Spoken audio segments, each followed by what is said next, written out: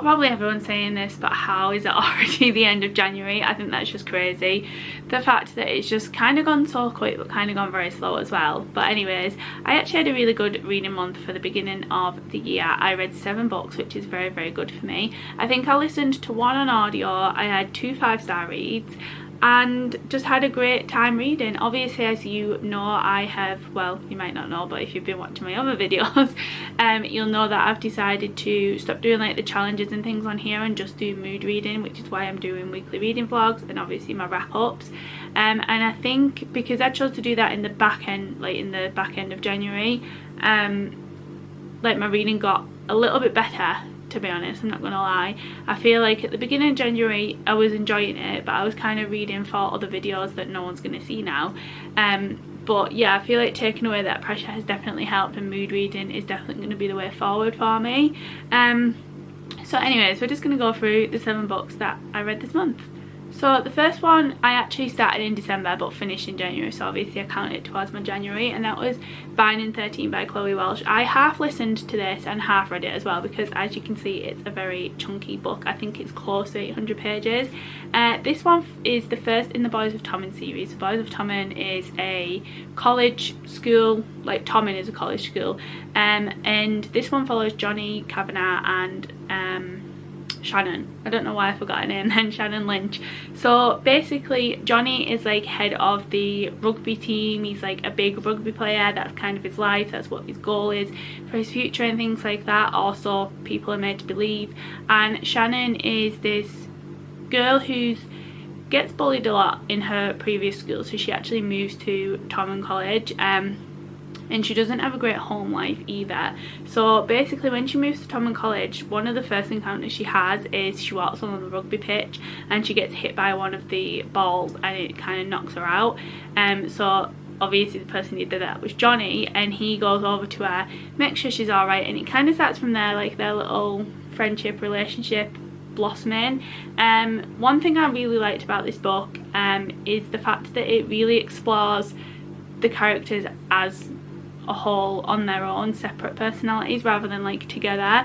It really focuses on Johnny's feelings towards rugby and feeling like he has to do it, but really he's not sure if he wants to do that. He might want to do something else, and like it shows that he's a struggling teenager because he's only like 16, 17, and obviously as a teenager for men, I guess they find it harder because they feel like they can't talk about the feelings. So, you know, Johnny keeps it bottled up and he feels like he's got to put on a show for people because they're expecting things of him. So he's finding it really difficult, and he had an injury as well which he's still dealing with, so he's found it quite difficult. And then Shannon doesn't have a great home life. Her mum works a lot to obviously pay for Tommen College and things like that. She's got a few siblings. I think she's got maybe 4 altogether, 2 older and 2 younger brothers, so she's the only girl. Her dad doesn't like her very much. Her dad does hurt her, and her dad isn't a very nice person, but her mum also doesn't stick up for her, so it's up to her brothers to stick up for her. So I would definitely check the trigger warnings in this book before reading it, just because there is a lot of that in it. So definitely check the trigger warnings, but I really enjoyed it. I thought it was a great start to a series that I think that I'm going to really enjoy. Aside from the heavy topics, I really liked the characters. I liked getting to know, like I said, them both separately, but I like getting to know them together as well, because they kind of both, you could see the walls breaking down for each other, and that was really nice. So I enjoyed that, and it was kind of a slow burn as well between each other. There was that chemistry, that tension, and then it kind of blossomed into something really nice by the end of the book. So I really had a great time reading this. Easy 5-star for me, and yeah, I'm excited to carry on the rest of the series. The next few actually I read were, well, one was physical but I don't have it anymore, and 2 were on Kindle, so I'll pop the pictures up on the screen. But the next one I read was Dead Simple by Paige. I rated this one a 4 stars. I really enjoyed it. This is the first in the Detective Roy Gray series, so I have read one by him before which was Need You Dead, and that was like book number 14, so I thought, you know what, I'll go at the start of the series and read that one. So this is like the story of a kind of a harmless prank gone wrong on a stag night. So it's Michael's stag night, and I think it's called Michael. Yes, Michael. it's his stag night, and he's known for playing pranks on his friends on their stag night, so they kind of get him back, and the way they do that is to bury him alive. And on their way back from burying him alive, basically they get into a car accident. This isn't a spoiler because it does say on the back.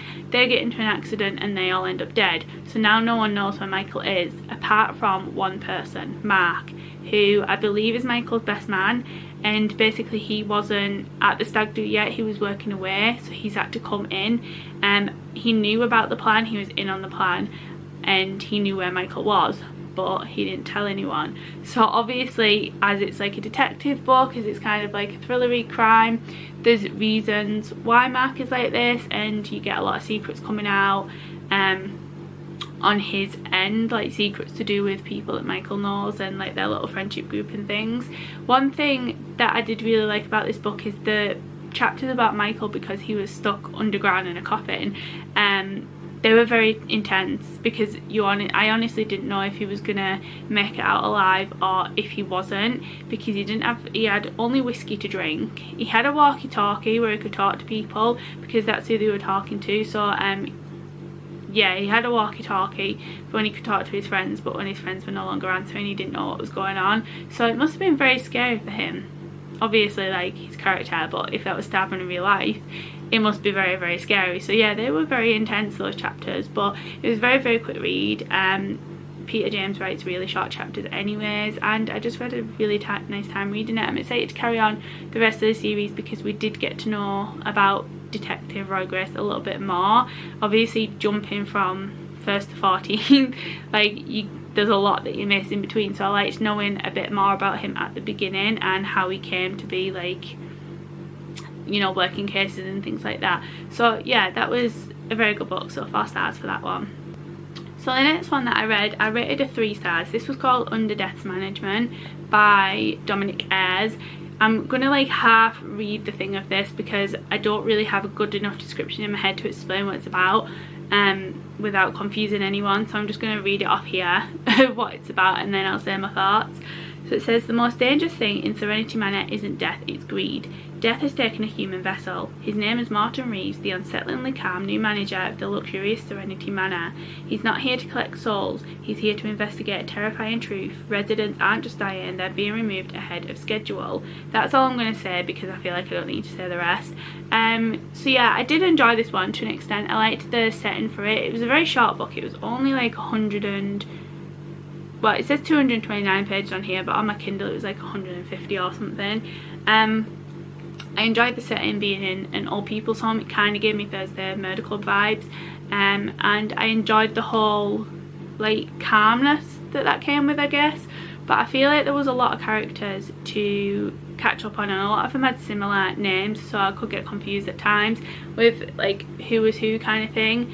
But it was good. It was a good storyline. The ending did shock me a little bit. I wasn't expecting it, and that was kind of like a nice shock where I was like, oh, okay, this is where the story's headed and why things happen this way. So it was nice in that, but I feel like there could have been more. There could have been more going on, I guess. I don't really know how to like say my feelings on this one, because I don't know, it wasn't a bad book, but like it's not one that's unfortunately going to stick with me. But I did enjoy reading for what I read. I just feel like there could have been more. Maybe there could have been a couple of less characters, so I personally didn't get confused. I don't know what anyone else thinks. But yeah, that's probably all I'm going to say about that one, because again, I don't have a lot to say. But if you like that type of like scenery and things like that, it was kind of a calmer thriller rather than like an out there thriller type thing. I guess it wasn't even a thriller, it was maybe more like a crime, but yeah, it was nice and calm anyways. So the next one that I read was also a 3 stars, so that was The Haunting on West 10th Street. I did enjoy this one. This is the first in a trilogy, I believe, the Detective Maria Miller trilogy. I don't know if there's any more coming out, but as of now there's only 3 books. I liked this one because again, we got to know the detective a little bit more and how she came to be on these cases. She follows supernatural cases, so she didn't at first, but throughout the first book we get to understand why. She basically walks into this crime scene one day, and it's very, very similar to a crime scene that happened a fair few years earlier. So we are going back and forth in time between past and present to these other people, but in the present, the person from the past is still alive, if that makes sense, so she's kind of still in it. So it's kind of her and her partner just figuring out what's going on with the case, sort of what's happening, how it correlates, and the similarities between the cases like years before, and then in the years before cases we see sort of who's doing what, why they're doing it, who the killer is, and what they want, basically, if that makes sense.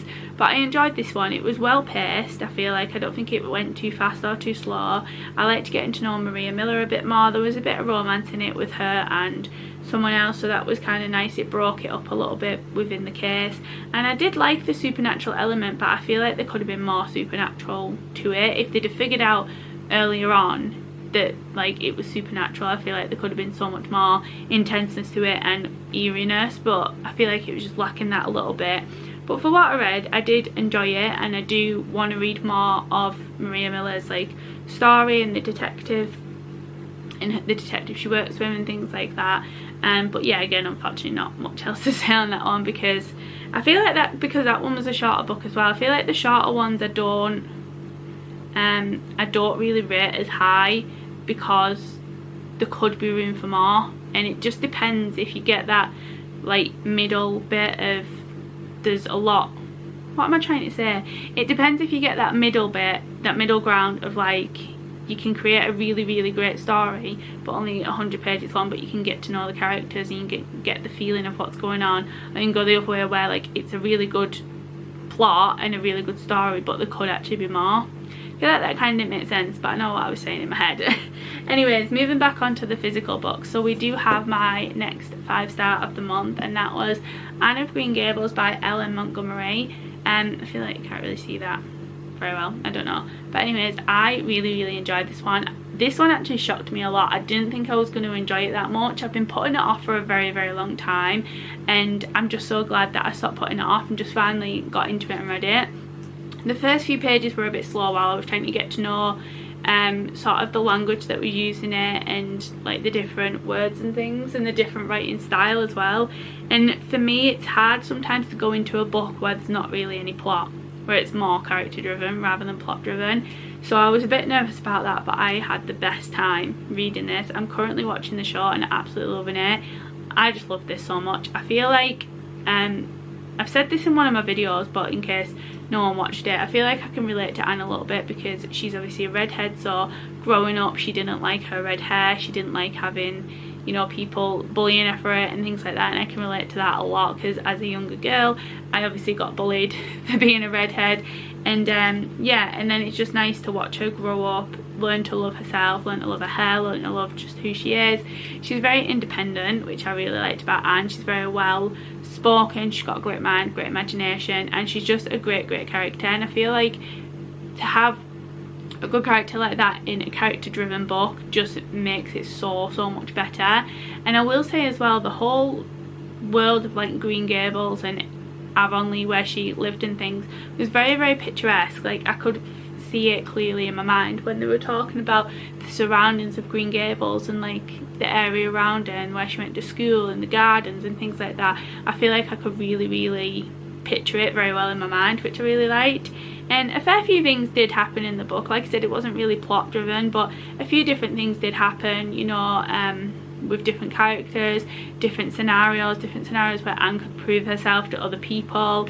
And yeah, I just really enjoyed it, and I'm so glad that she managed to settle into her home, because Matthew and Marilla, who are brother and sister, who I originally thought were married, took her in because they actually went to collect a boy at first so the boy could help Matthew on the farm, but Anne was there, so they took a chance on her, and I'm really glad they did, because she grew up to be a great girl, and I'm really enjoying the series as well. So this is definitely, I'm not going to say this lightly, this is definitely a big contender for probably one of my favourite books of the year so far.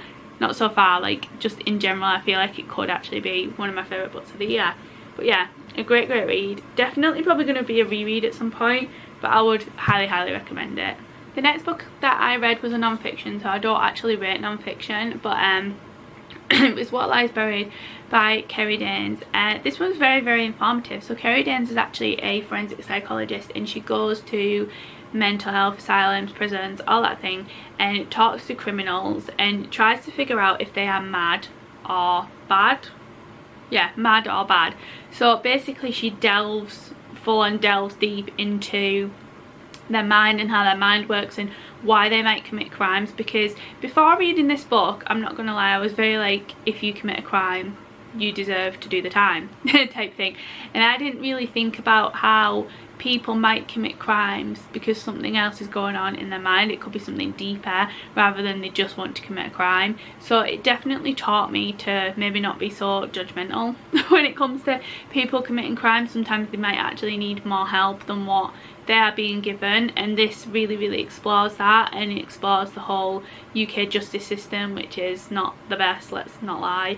And yeah, just delves really deep into the reasons why some people commit crimes and why they do what they do, because in their head they think they're doing other people a favour and they think they're doing a good thing, when in reality they're not. But yeah, a lot of these topics and a lot of these cases, obviously check the trigger warnings, because they do delve into, a lot of them have been abused as younger children or just abused in general, you know, a lot of mental health problems, all those triggering things it does talk about in detail. But it's written really, really well, but it does go into detail a lot about it, obviously, so then you can get the whole picture in your mind and you can get the full experience of why someone might actually think to commit a certain crime like that. Some of them are really, really heartbreaking. One of them, well, a couple of them, I was reading them thinking, how on earth have they even, like, they've done something, so how on earth can you ever think that they would be like innocent, shall we say? But then when it delved into why they've done it, I don't know, it kind of like not made sense, because they still have to do the time for committing the crime, but it made sense to me more reading it as to why they have done it. And I didn't like feel sorry for them, but I kind of also did as well. It was a really weird vibe of how I should feel throughout this book, but I would definitely recommend if you want to learn more about sort of what goes on in people's minds and things. But like I said, check the trigger warnings. And then my final book of January was actually Flawless by Elsie Silver. So I managed to finish this just at the end of January, and I really enjoyed this. I rated it 4 stars. I didn't think I was going to enjoy it, because with the Silver Pines Ranch series by Paisley Hope, they're cowboy romances, so I thought I can only like one cowboy romance series, so that's why I was so hesitant on starting this one. And obviously because it is a very hyped author, hyped series, I was still a bit scared going in, but I really enjoyed it. So this one follows Rhett and Summer. Rhett is a bull rider. Summer works for her dad as like some sort of assistant thing. She's got like a degree or something in law, but she's doing something for him. And basically Rhett gets in an altercation one day with someone and ends up punching him, and that means that he has now put his career in jeopardy. I guess people don't want to work with him because he's got a short temper. People are like coming off him. He's getting a lot of bad publicity. So Kip, who is Summer's dad and Rhett's manager, decides to send Summer to live with Rhett for 2 months on his ranch with his dad and 2 brothers, to kind of babysit him, keep him in line, make sure he's not getting into any trouble for the final 2 months sorry, for the final 2 months of him doing his job, basically until the bull riding season, I guess, is over. So we all know where that's going to lead from the off. It's going to lead into something. This actually was kind of more of a slow burn than I thought, or I don't know if it was more of a slow burn than I thought, just because I was kind of reading it fast, although I don't know how that makes sense. But anyways, obviously it turned into something. The beginning of their like banter and friendship I really liked. I thought it was like they had great chemistry from the off, but they were really showing themselves that they didn't like each other, even though they did. But I just had a really fun time. It was very light-hearted. Again, like with Binding 13, you got to know them on a more personal level separately as well, and then they came together and got to know each other that way as well, which I really enjoyed. But yeah, it was a very enjoyable book. Obviously we've got background characters that I enjoyed and I'm excited to read about in other books. I think the next book is about Cade, who is Rhett's brother, and Willa, who is Summer's best friend as well. So yeah, it was a great book. I liked getting to know them personally, getting to know their home lives and you know, just all that sort of thing, because I really like that. I don't like just knowing what people are like, what characters are like in a relationship. I like knowing their separate lives too. But yeah, I had a really fun time reading it, so 4 stars. But yeah, I think that was a very, very good reading month for me. A lot of them were quite chunky books as well. Like I said, I listened to half of Binding 13 and then read the other half. That was starting in December, so like kind of doesn't count but kind of does. And then The Haunt on West 10th Street I actually listened to. I don't know if I would have had a different experience reading it. I'm just not sure. But yeah, that was my January wrap up. Thank you very much if you watched until the end. Let me know what you read in January. What was your favourite read? Did you have any 5 stars? Like things like that, because I actually had a 5-star at the beginning of the year for my very first book, which was crazy. But yeah, thank you very much for watching, and I will see you next time for a new video. Bye.